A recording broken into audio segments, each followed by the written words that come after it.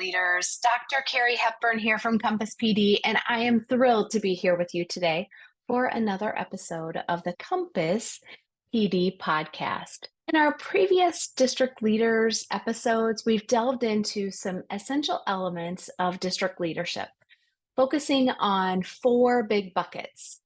Since August-ish, I've been trying to talk with you about four big buckets: calendar, communication, budget, and data. These are the four big buckets that impact all of your work in curriculum, instruction, assessment, and professional development. They're the buckets that nobody ever told you about when you became a leader in your district in the curriculum, instruction, and assessment department. You had dreams that you would be delivering high quality professional development, creating exciting, engaging curriculum for students, and getting everyone as excited about data and assessments as you are. And you are, but probably the reality of your job is those are small parts of your job.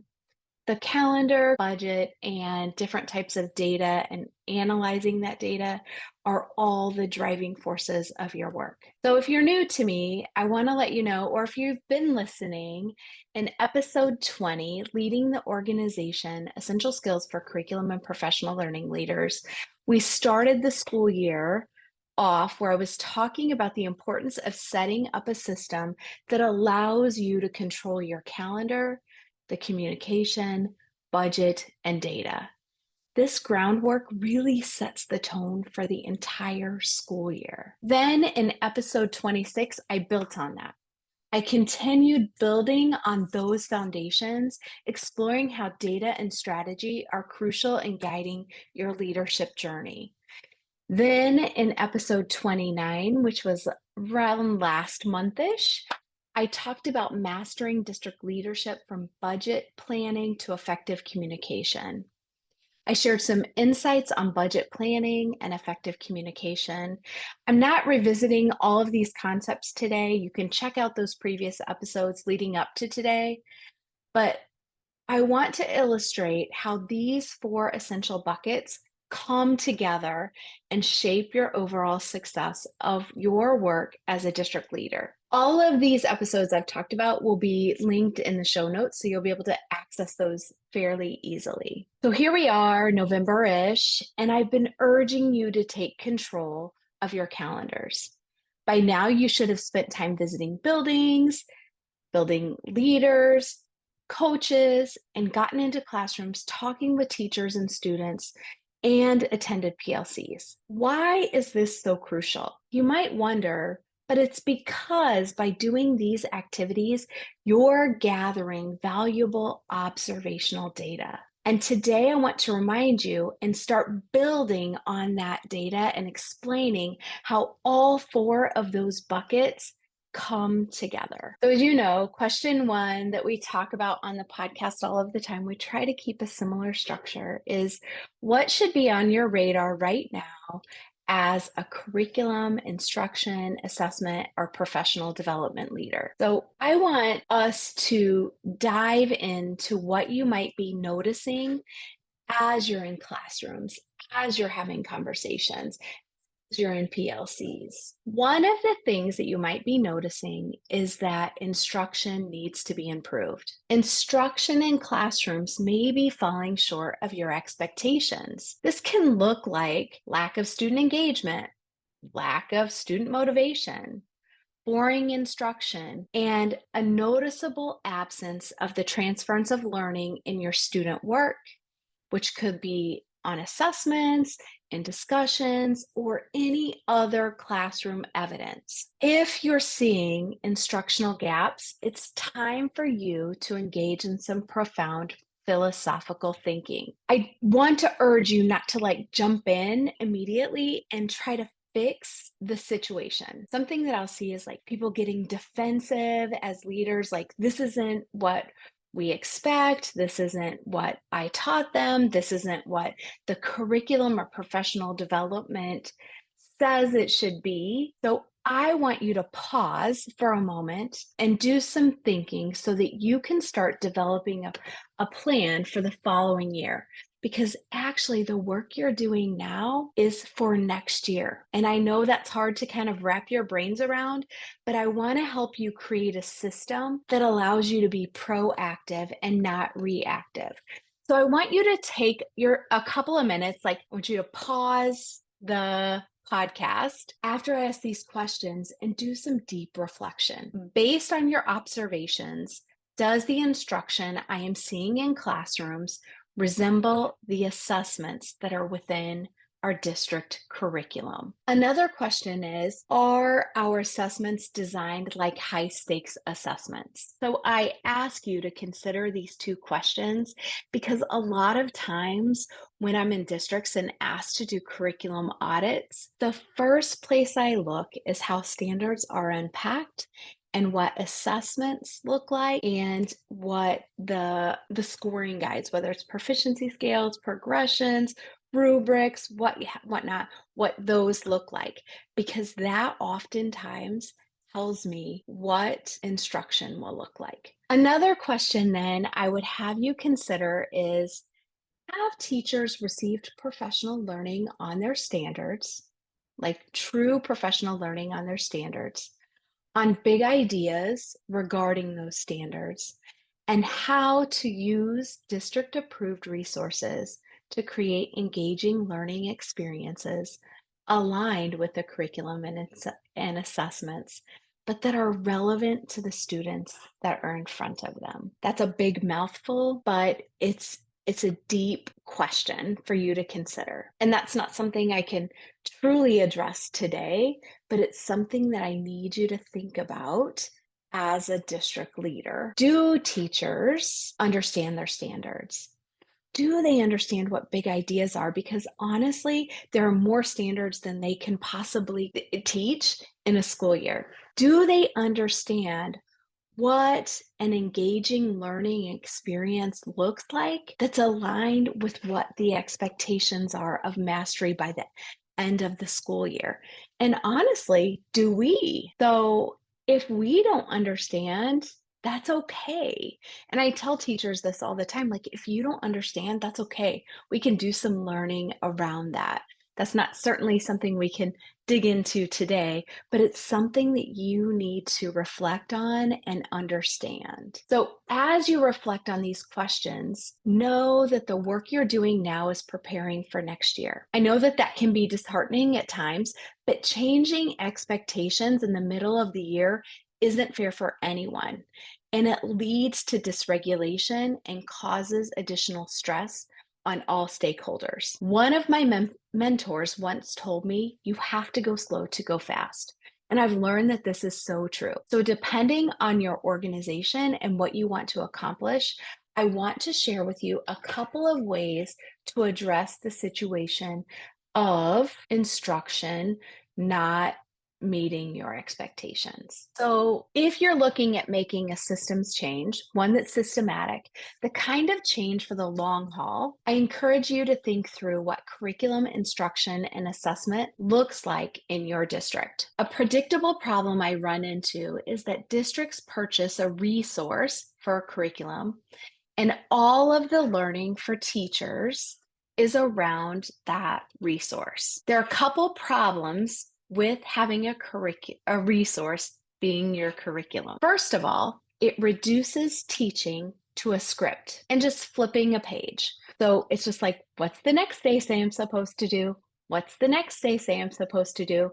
It says I'm supposed to teach it like this. It's not working for all kids. I don't know what to do, but this is what this curriculum, which is a resource, I say curriculum, so those of you that can't see me, I'm doing air quotes, says that I'm supposed to be doing, right? I will visit schools and study their resources, and teachers are following the program verbatim. And what happens is it's boring. It's boring because there's an art and science to teaching and learning. And part of that art and science is actually bringing the curriculum to life.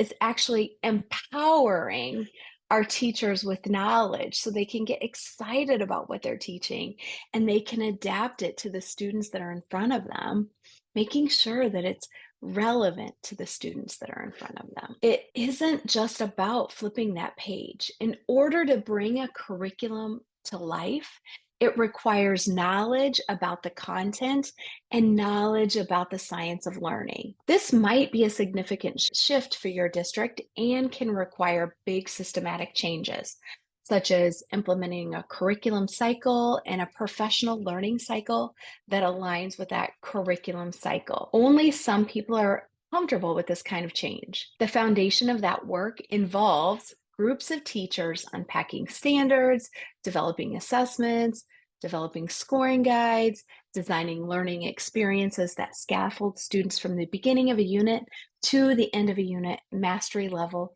that would be demonstrated on the assessment. But research shows us repeatedly that increasing teacher knowledge and empowering teachers leads to higher achievement and happier teachers. So that's one option. And I get it if that doesn't work for you and your district right now. That's something that takes time. That's something that if you're looking at November and December, you have time. And I can help you with that, or my organization can help you with that, or you can begin creating your own systems and structures. There is another less intrusive option. And that less intrusive option is that districts can provide high quality PD on things like instructional strategies, learning design, and differentiation. These learning experiences can be the beginning of a professional learning cycle and could support the start of a curriculum cycle later on down the road. Currently, we're working with an entire district facilitating the learning on high leverage instructional strategies, and that's going to take 3 years. So this kind of work isn't a check off the box. Systematic change takes time. Systematic change is done a little bit at a time. Systematic change creates safe structures and systems that allow you to make decisions that are best for schools, that are best for teachers, that are best for students. So in this particular district, we're going to spend 3 years delivering professional learning to their teachers at their levels. So elementary, middle, and high school. And then we'll follow up that whole group PD with modeling, coaching, and conferencing.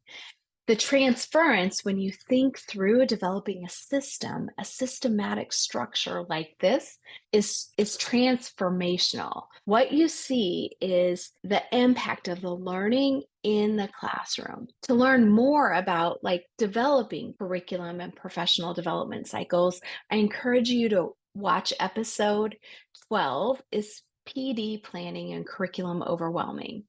This episode is worth watching the video because I used visuals to support the learning. The overall goal is that learning for students should be current, relevant, engaging, and transferable outside the classroom. When we develop instruction like this, student engagement and motivation skyrockets. Instruction isn't dull, and learning at high levels can be witnessed. You will see the impact on student achievement results and on your high-stakes assessments. So, ensuring that your calendar has provided you with multiple opportunities to engage with principals, coaches, teachers, and students allows you to collect valuable data to make plans for the following year. Because right now, you should be thinking about your budget. So, as you start considering all of these things, do we want to make a complete overhaul in what curriculum, instruction, professional learning looks like?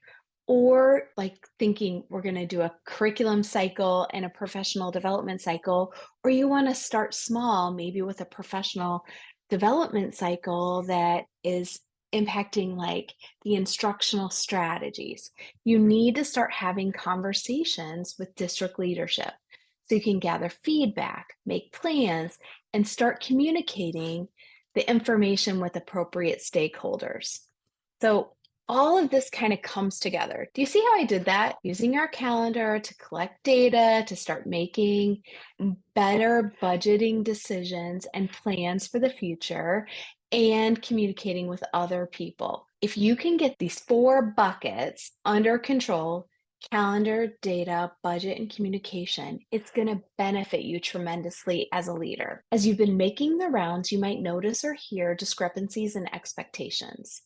Those discrepancies can be regarding instruction, assessment, pacing, and more. If you see these discrepancies, reflect on the following questions and consider how you can make changes to communication for the rest of the school year.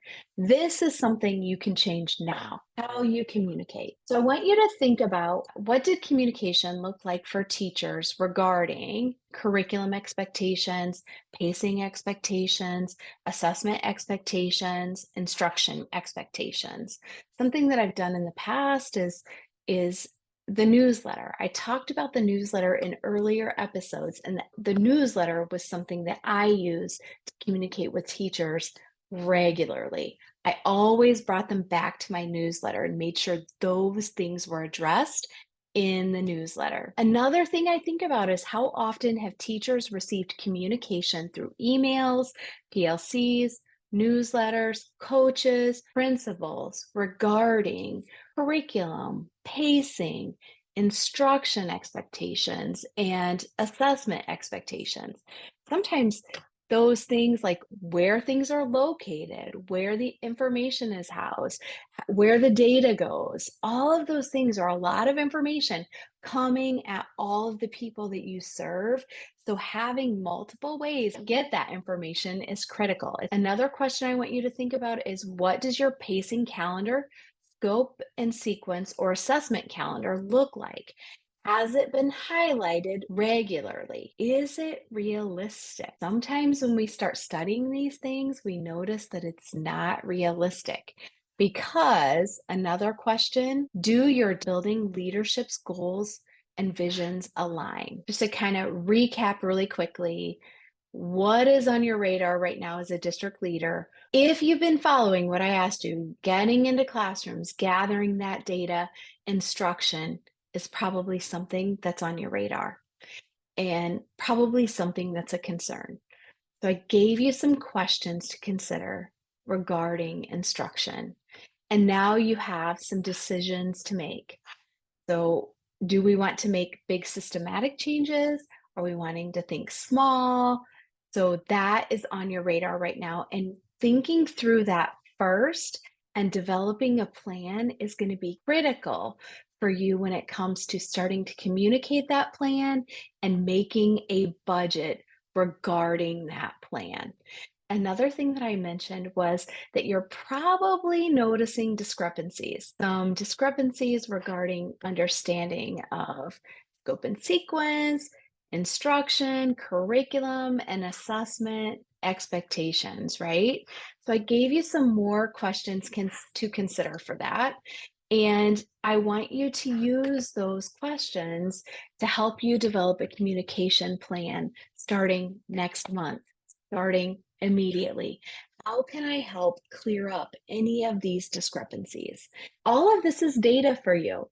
This is all to help you grow your organization and help your organization meet those big, ambitious goals that you have set and your district has set. So, question 2, we're going to move into, what are some predictable problems district leaders are facing right now? A predictable problem is all of the interruptions that are happening right now. So there's a ton of interruptions happening in November and December, right? Things like unplanned celebrations, events, activities, trips, emergency meetings, and assessments can disrupt the flow of instruction and assessments. A valuable exercise right now is to sit down with your administrators at each level and in each building and map out a calendar of district expectations and each building's expectations. And I want you to look at that together collectively and think, can our teachers do all that we're asking them to do? Do they have competing expectations from the district and the building? How can we streamline our work, minimize interruptions, and simplify the process to ensure that our teachers can do their important work? It only takes me a couple minutes in a conversation to get on a soapbox about how much instruction is lost with one day a week of missed instruction. 1 day a week of lost instruction results in an entire quarter of missed instruction for our students. At maximum, we have 180 days with our students. We don't have a minute to lose. We have to set a tone and urgency to the work that's happening in our schools, to the work that's happening in our buildings, to the work that's happening in instruction, because it's important. And we have to do everything we can to protect that for our students and for our teachers, right? Another predictable problem for district leaders right now is planning for updated curriculums and budgets. So right now, what's on your mind is next year. I know it. You're thinking about what curriculum do we have, or what curriculum? So it could be writing curriculum, which is my preferred mode, or it could be people adopt a resource as a curriculum, and that is some people's preferred mode. So first of all, you have to have a plan. What does the future look like over the next couple of years? You need to be thinking in a longer term than just immediately. By now, if you've been following me on the leadership portion of the podcast, you should have access to some data that can help you make wise decisions. Using that information, you probably are noticing trends. Creating a hierarchy of skills, a hierarchy of needs, will be helpful for you in developing your plan. To give you an idea of how developing a plan might look, in the show notes, I've linked an outline that I created for elementary regarding their curriculum writing, their professional development around the research and evidence-based practices in that particular content area, what the adoption of resources and what the implementation look like. And so when you can think through these things, it's hard, and it's best when you can do it in community. It can be overwhelming. And many of you know that every level is a beast, but elementary can be incredibly challenging because every classroom teacher teaches multiple content areas. So navigating curriculum, professional learning, adoption of resources, implementation requires a systems approach. So that's again why I advocate for a curriculum professional development cycle. It creates a system approach. So you can see my plan, my outline of the plan. It's not detailed or anything, but it gives me an outline so that I can start creating a plan for my budget, so I can allocate those resources over a period of time, over a period of years. It's not all about changing everything all at once. Now, I need you to know that this doesn't mean that teachers aren't overwhelmed, but it provides a structure to navigate change. It isn't perfect, but it's guided me through communication, budgeting, calendar creation, which right now you might be thinking about your district calendar for the following year or years upcoming. If you think about a professional development cycle, it would be wise for you to be thinking about your calendar and how your calendar can reflect that cycle. Before we wrap up, I want to leave you with an essential tip. Remember, you're the leader and you set the tone for everything. I need you to breathe, to use kind words with yourself, and use kind words with others. None of this right now is a reflection on you for you to take it personally. So as you're gathering data, as you're hearing things, this is an opportunity for you to reflect. This is an opportunity for you to make a plan. This is an opportunity for you to think systematically. And so I don't want you to go in and try to make changes right now and overhaul the system or feel defensive. So that's where the breathing part comes in. Okay, I need you to breathe and listen. I want you to avoid making big changes right now because it's unfair to everyone. Instead, I want you to use this information to create one significant goal for next year and use your budget as you're thinking about your budget to support it. So if it involves increasing student motivation, develop a plan to increase teacher knowledge of instructional strategies that enhance student motivation. Start small and focus on one area at a time. Believe me, there's a whirlwind of things happening in education, and it's going to continue. It's not going to stop. So, one big goal, use your budget to support that one big goal. Thinking about that, Compass PD has a big goal of impacting the learning of 1 million students.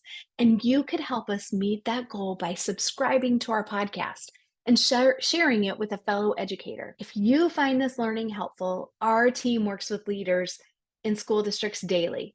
Contact us and we would be happy to help you reach your ambitious goals. Thank you for tuning in to this episode of the Compass PD podcast.